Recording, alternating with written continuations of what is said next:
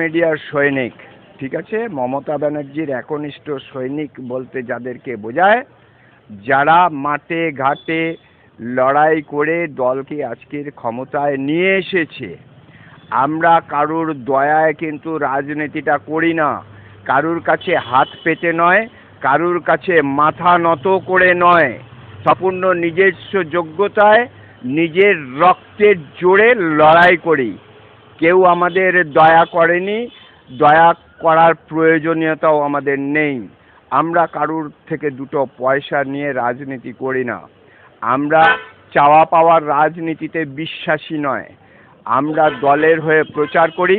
2011-র আগে থেকে আমাদের প্রচার কার্য শুরু হয়েছে এবং আমরা দাবি করতে পারি সোশ্যাল মিডিয়ার টিম যেভাবে লড়াই করে আজকের দলকে ক্ষমতায় এনে দিয়েছে, তার সাফল্যের ভাগীদার কিন্তু সোশ্যাল মিডিয়ার ওয়ার্কাররা।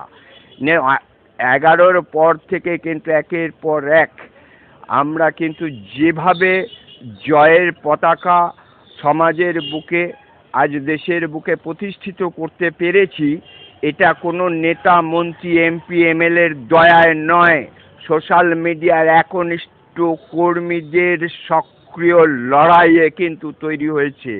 তাই কোনো নেতা মন্ত্রী এমপি এমএলএ যদি সোশ্যাল মিডিয়ার মান্যতা না দেয়, তার বিরুদ্ধে আমরা কিন্তু তীব্র থেকে তীব্রতর আন্দোলন করব। আর এই আন্দোলনে হয় আমরা জয়লাভ করব, না হলে কিন্তু এই যুদ্ধক্ষেত্রে প্রাণ বিসর্জন দেব। এটাই আমাদের নীতি, এটাই আমাদের আদর্শ।